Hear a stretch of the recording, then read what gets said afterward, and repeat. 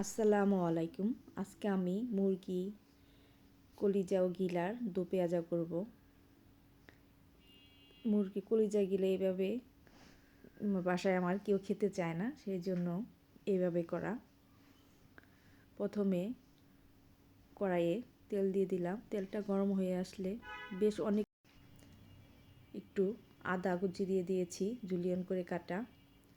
তারপর পেঁয়াজটা দিয়ে একটু ভেজে নিয়েছি।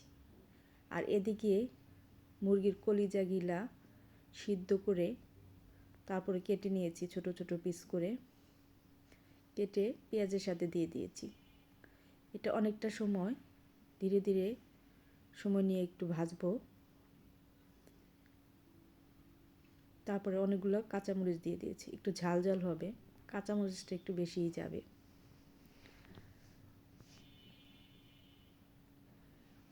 এইভাবে গিলা কলিজা এইভাবে করে খেলে অনেকটাই ভালো লাগে খেতে।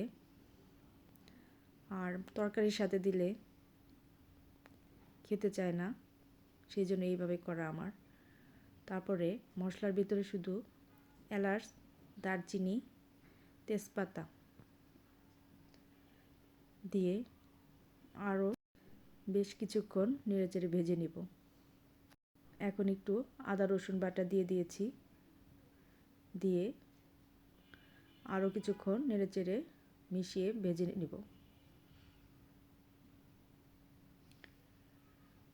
ঢাকনা দিয়ে আমি ঢেকে দিব না,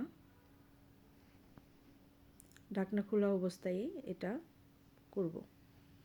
এরপর মশলার ভিতরে ধনিয়া গুঁড়া, হলুদের গুঁড়া, মরিচের গুঁড়া আর স্বাদ মতো লবণ দিয়ে দিয়েছি। দিয়ে খুব অল্প আছে ধীরে ধীরে ধীরে ধীরে অনেকটা সময় নিয়ে করতে হবে।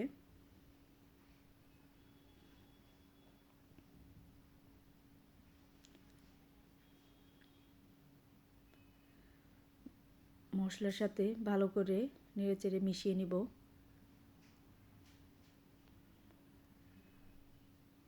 এখন গরম মশলার এবং জিরার গুঁড়োটা দিয়ে দিয়েছি 1 চামচ, বেশি দেওয়া যাবে না।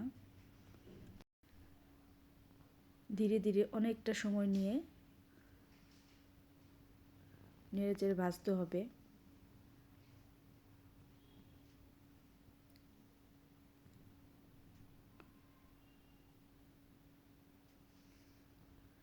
গরম ভাতের সাথে খেতে বা রুটির সাথে, পরোটার সাথেও খেতে বেশ লাগে খেতে।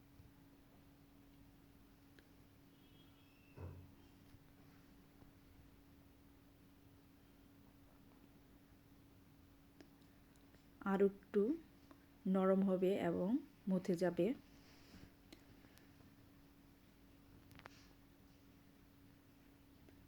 বেশ অনেকটা সময় নিয়েই ভাজতে হবে।